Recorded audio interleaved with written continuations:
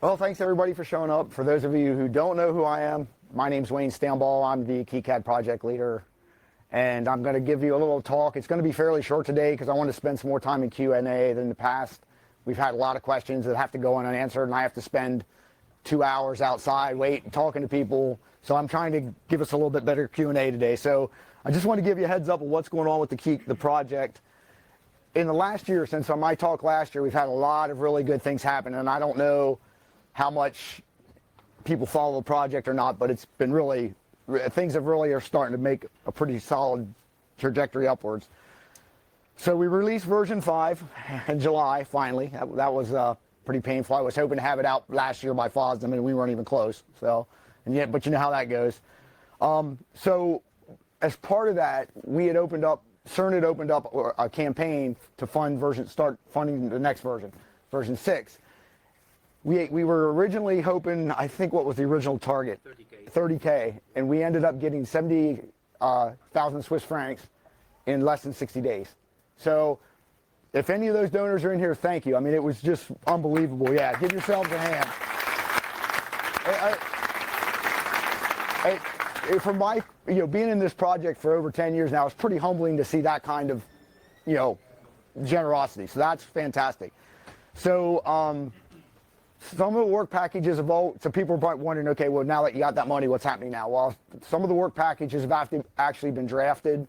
So the way we work it is through CERN is we create a work package, then the developer, usually we really don't bid in the classical sense that, yeah, here you go do it, because there's only a handful of developers that can really actually dig around in the KiCad code base, because it's rather large and it's rather complex. So there's a handful of people that can fulfill those packages, and some of them have already been assigned and metered out. So talk a little bit more about that later. But on the donation front, there's been a lot of interesting developments. Our friends at Eisler have, yep, there they are, they're here. The gentleman who did the last presentation, he's also part of Eisler. They're donating every board order they get that's with a KiCad file, with a known key, like you send them your PCB new file. They make a donation for every order that you order from them with KiCad, and it goes directly to CERN, and it's set up and it's all automatic. And they've also added an extra link on their website, so when you place your order, and if you want to donate at the same time as you place your board order, that also goes directly to CERN, to the KiCad Foundation. So thank you, Eisler, for that. I don't know how familiar Europe is with the System 76 people, but System 76 is a US Linux. They're a big Ubuntu computer maker, and they do laptops and desktops, and they basically always bought pre-made hardware for their, like a lot of resellers do. Last year, they decided they were going to do a new desktop called Thelios, and I don't know if you've seen them yet, but they're very cool. They're very neat. If you get a chance, go to the website and look them up. And they gave us a percentage of they decided to donate to 4 open source software projects that they use in-house to do run their business.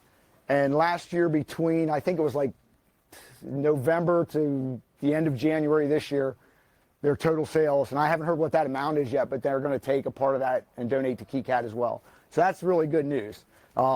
They created this quirky little promotional video. I don't know if anybody's seen it, but there's a link to it there that has KiCad in it. And on another person who wrote, there's a gentleman who wrote a book called KiCad Like a Pro with a company called Tech Explorations.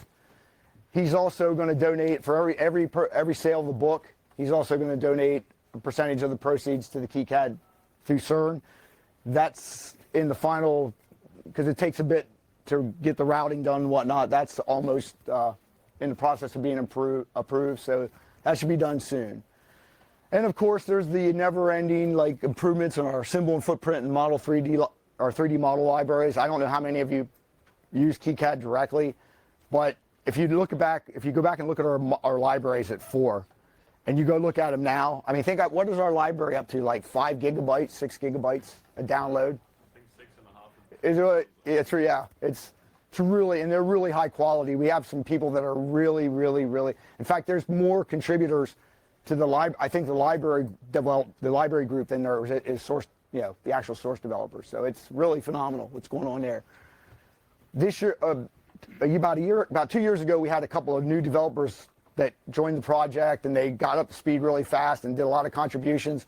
So for the first time in a long time, I've actually given 3 developers commit privileges to the main source repo in KiCad, and that's really helped move development along really quickly in the last year. It's been pretty phenomenal. We also have new developers. We have a lot more people like at the fringes. I see patches from people that I don't recognize, so that's really encouraging. The interest to help contribute to KiCad keeps growing. For those of you in the U.S., and if you haven't heard this, in the U.S. in April 27th or 26th and 27th in Chicago, there's going to be the first ever KeyCon. There's going to be a conference, and it's going to be user focused. It's not going to be. I'm not going to be talking. I don't think I'm going to be talking to developers. So if you're interested, you get a chance to go to that. I think it's going to be really good. The people that are helping to run it, Chris Gamble, and some of the other folks that live up in the Chicago, the Great Lakes area, they really, it looks like they're going to have a nice thing. And so far, we got DigiKey as one of our primary sponsors. We got the folks, I don't know if you're familiar with Snap EDA. They're like a library. They provide library tools for our friends at Eisler. Yes, our friends at Eisler also. I saw you up there. So, yeah, we're all looking forward to that. It should be interesting. And that'll be like 2 days of,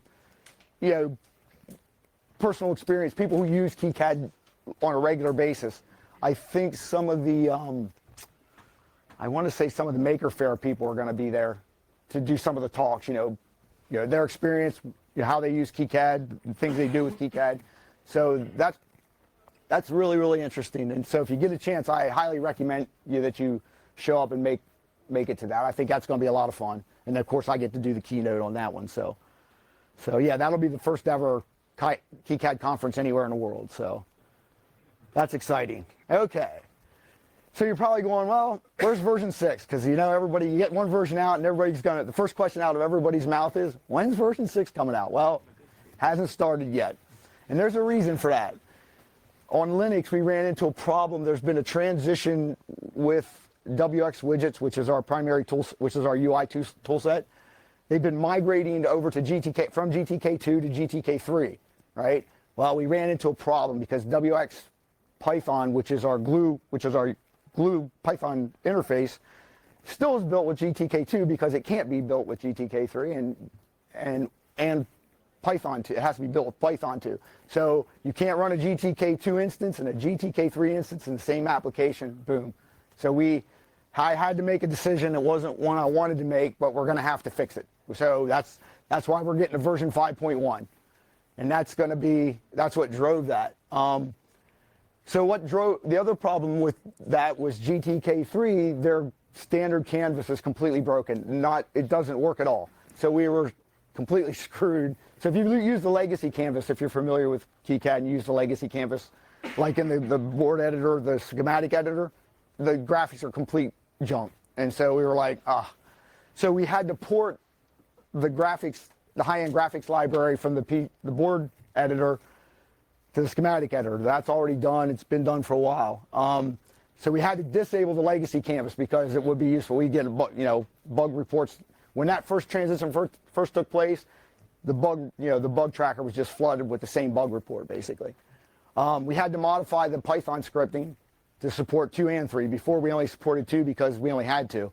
WX Python only supported Python 2, but the new Phoenix project, which is the next evolution of WX Python, only supports 3. So now we have to be able to build with 2 and 3 and all the different combinations of WX Python, WX widgets, and GTK2 and GTK3. It's a mess. So we updated there's been a lot of UI interface changes, which is you'll notice that the footprint editor now looks like the symbol library editor, where you have the pane on the left and all all your footprints show up, and you can edit it. It's very similar in design because we had the 5 transition. We had the leftover. We had the new design in the schematic symbol editor, the old design in the footprint editor, and that's been fixed. We switched to Cairo for printing. We get a little bit better quality printing so that was a big change.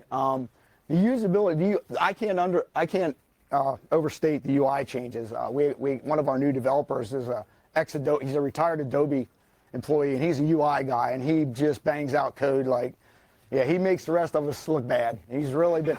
So the UI, if nothing else, 5.1 will be compelling just for the UI changes and fixes. It's really significant. I mean, even though there's no new functionality in there, it's just the whole feel of, he's basically the whole suite of dialogues and how they behave. It's a lot more coherent than it's ever been. Which, if you've used KiCad, that's not always been the case. Well, I mean, it's you got 20 different people over 20 some odd years doing. It's just how it works. That's how it works, and we're not the only open source project that suffers from that problem. So, and we had improved clipboard support, so now it's more like your normal cut, copy, paste instead of the old way we did it. We still don't do a lot of copy and paste between the different editors. Because that's a tricky proposition, because some things you can't paste from a footprint editor, from the board into the footprint editor, because some of those things don't mean anything to the footprint. So we're going to work on that in version 6. So we did the feature freeze in December, and we were tantalizingly close to getting RC1 out. I really wanted to have another bullet here that said RC1's been tagged and released, but it didn't happen because there's one bug left, and he's sitting up there that nobody can figure. And he's got the only computer. And I wouldn't have believed it if I wouldn't have seen it with my own eyes. But I spent some time this morning and it didn't fix it. So you get that one. That's the last showstopper that's holding up the 5.1 RC1. Then after RC1's released, I'll give the translators and our librarian guys chance to get their last minute changes in and get everything ready. So hopefully, if nothing too egregious goes wrong, we should be late at the end of February, beginning of March, 5.1 should be rolling out.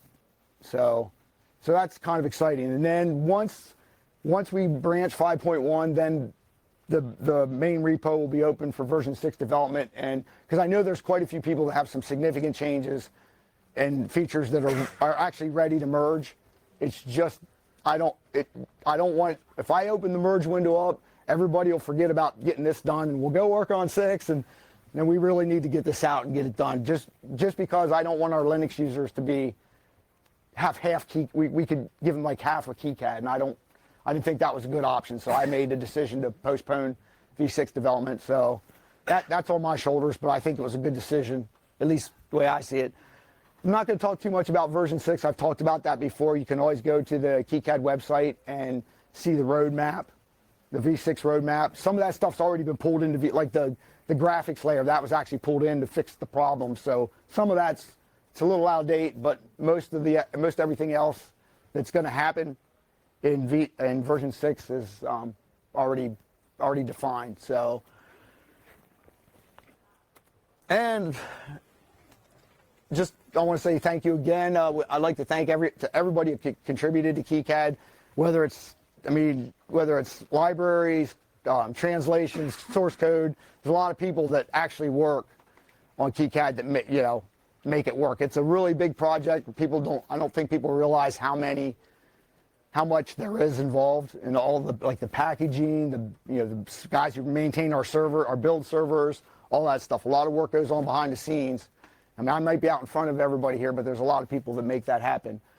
And once again, thanks to everybody that donated. I mean, like I said, that 70K Swiss francs was huge. I mean, I can't overstate that enough. Thank you for your interest and support.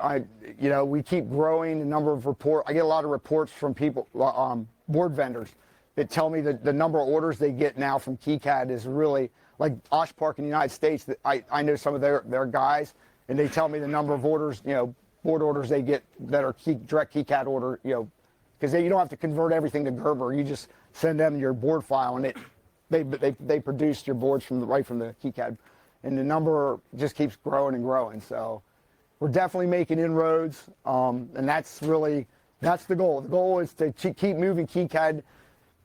I'm an engineer, so if people don't know that, I'm a double E, right? And the reason I work on KiCad is I actually use KiCad in my day job, right?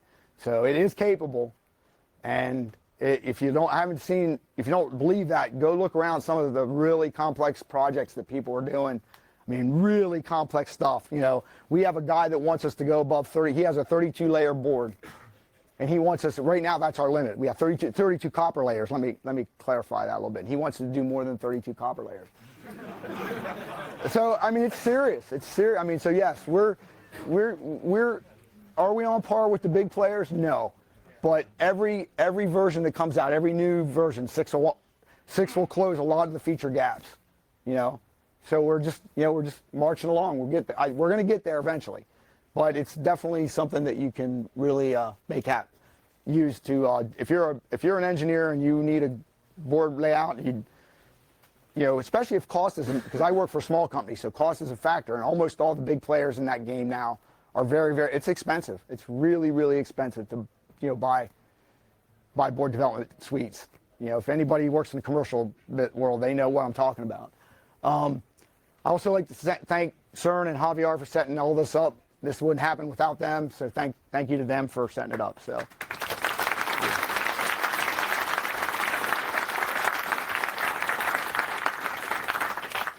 All right, any questions? Yep. So I've got two, Prater. Firstly, simple one. How much in other currencies? What is 70k Swiss francs? Oh, the question is, what is 70? What's that? Oh, thanks. Because I saw your voice. Yeah, the question is, what is 70,000 Swiss francs? It's almost. It's just slightly more than a U.S. dollar, so it's almost 1-to-1. You could almost, I think in the. $300. There you go. And one. And your second question, go ahead. So yes, second question is, I've been using Eagle for some time. I think there's still some problems with the Eagle import. Is there any plans to fix? The question was, there are some still issues with the Eagle import, and so my next question is going to be we know there's some things because KiCad, there's some functionality in KiCad that like the biggest thing I can think of is constraints, like the geometry constraints.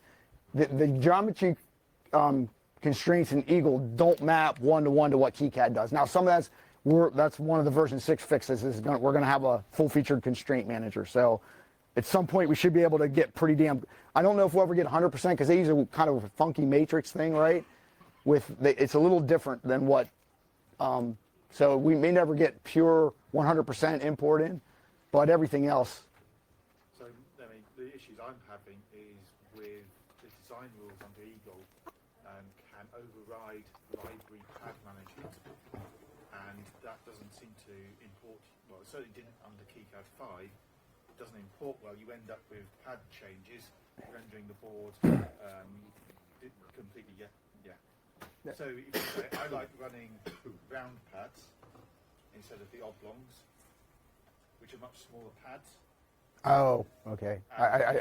All right. I think I was just trying to understand it. I've actually put 2 bug reports. So the question is, and I'm assuming Eagle can do this on the fly because it's been a long time since. I mean, I haven't used Eagles in over a decade, so I'm not really. I don't even remember that far back hardly anymore. So the question was about being able to change pad shapes on the fly when you import it, and that's probably going to be problematic because we use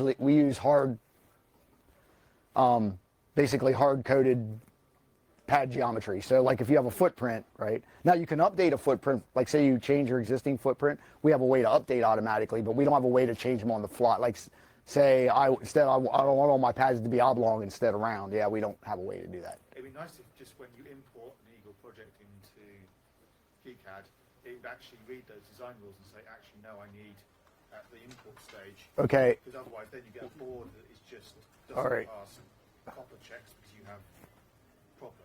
Okay, we'll have to look at the top. So we'll have to look at that. Yeah, I don't know. I haven't looked at that, so I don't know what the answer to that is. 2 bug reports. Okay. That people haven't really looked at yet, which is my problem is that I reported this, I think, 3 or 4 months ago at least. Yeah, well, I have to talk. Yeah, I don't do much work with the Eagle importer, so that's not my exact strong point. So, Well, yeah, the answer is there is no PCB application that will cater for all the possible DRC constraint systems. So they are slightly different in every program, and it's futile to have one-to-one compatibility.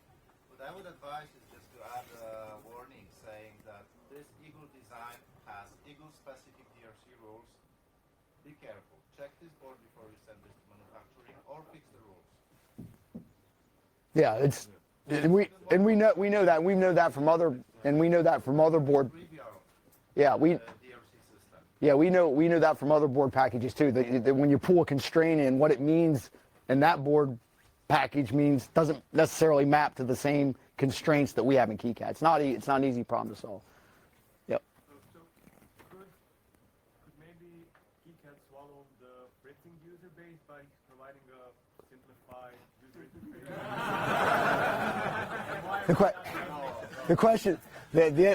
People know me in here, so they're going to know what the answer to that question. The question was, could we simplify the user interface, the KiCad user interface, so that it's easier to use and it'd be more like fritzing? You know what? When we have all the other problems solved, we can talk about that. Yeah, we get. And don't get me wrong, I'd love to support everybody's project every way they wanted it, but that's just not reality. I mean, one of the problems I get is every once in a while somebody gets mad because our UI doesn't work well on an 800 by 600 resolution monitor. Like, I'm sorry. Who lays out boards on an 800 by 600 monitor? Who does that? My eyes aren't good enough to do that. They don't make monitors big enough to lay out boards. And so when I hear people say that, I'm like, come on. So yeah, I mean, I get it. I get it. If there was some way it was easy to make all those like different configurations work.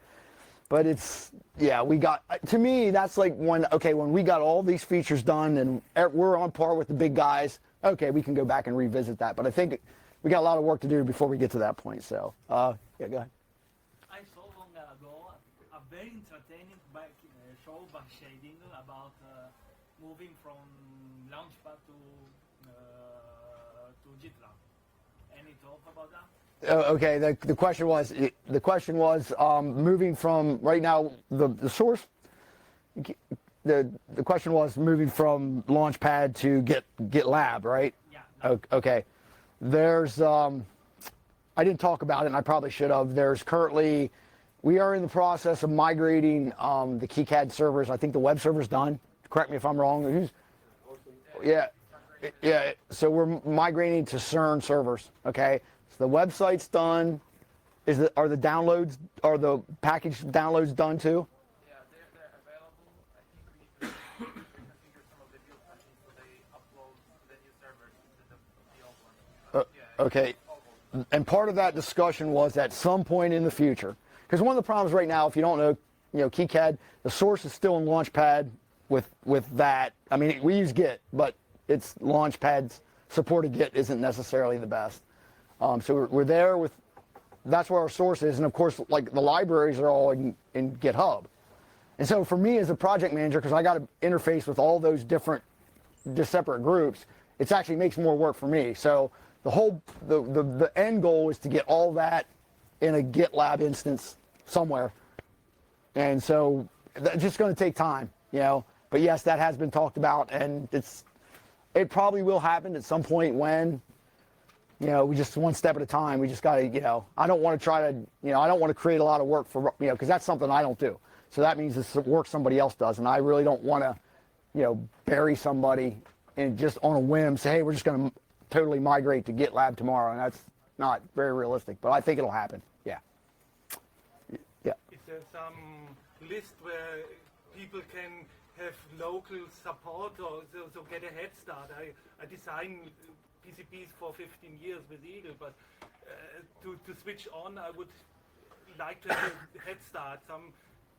Go to somebody with some problem and talk together and see how he works. Okay, the question is there a list you can go to for, I'm assuming you mean user support or help? Yeah. Yes, there is. There's the KiCad info. There's a forum, and it's pretty big. I mean, it's run by Chris Gamble in the United States. He set it up. It's really, You know, a lot of times some of the developers show up there, you know, for like the really tough stuff, or the regular, even the advanced users don't necessarily know the answer to the question. But it's actually a pretty good resource for a new user. It's very good. And there's a lot, you know, there's usually somebody that can answer your question. You know, you don't post user questions on the dev mailing list. It'll take a while for you to get an answer. But yeah, KiCad info. If you go to our website and go under is it resources? There's a drop down. You'll see the blogs. It's under there. There's a direct link to it. You can go to it from there. Yeah. So actually, I have three questions, if you don't mind. First one about schematic editor. So right now, when we are connecting components in schematic editor, we need to really think when we place components before we only have rubber band connection, right? So if we try to drag components like when we already connected them, it's we basically need to remove all connections and do it Rubber band. from scratch, yeah. So do you have any plans to implement like right angle connections when you drag components? Yes, the question is, are we going to get rubber banding support? I think that's in 6, isn't it? Yeah, it's in the roadmap, the 6 roadmap. So we have plans to have somebody work on that. When that happens, you know, and I don't know, you just use the stable version, so you're using 5.0.2? Yeah. Okay, so if, you know, one of the goals of KiCad, if you're not aware, is I make a really strict point about making the nightly builds as stable as possible. I'm not like, let's just dump everything into the repo and let's go and nothing works. We don't do that, and I never let that happen, and I don't know that I ever will. So, because if you want people to really help you test, you have to have a reasonably usable nightly build. And so a lot of people, in fact, at work, I always keep a stable installed in case something goes wrong, but I pretty much use nightly builds every one at my job. So in Okay. version 6, I can expect those right angle connections to appear, right? Yes. So second question is about PCB editor. I just noticed that in 5.0, free router integration buttons disappeared. So like in KiCad 4, there were some buttons in PCB editor, PCB new, buttons for integration with the free router, right? So those buttons don't disappear. So Okay, your free router. Okay, the question was the question was what happened to the free router button. The reason the free router button went away is because basically that interface that we used for free router went away. You can still use it, but it's a manual operation right now. The old interface, you have to actually, used to be able to, there was actually a website link that when you clicked on it, it would actually take you to the free router, the one through your browser. And it would export the Spectra DSN file and then upload it, and then it was automatic. That interface is gone now, so you have to do it manually. You just have to go export the Spectra directly, and then you can just open up. You can run. You get the JVM, and you can just run free router locally instead of through the web interface. That's why that went away. Okay, sorry guys, we need to move on with the program. What's that? I think there is a Python script on the forum which brings back the button.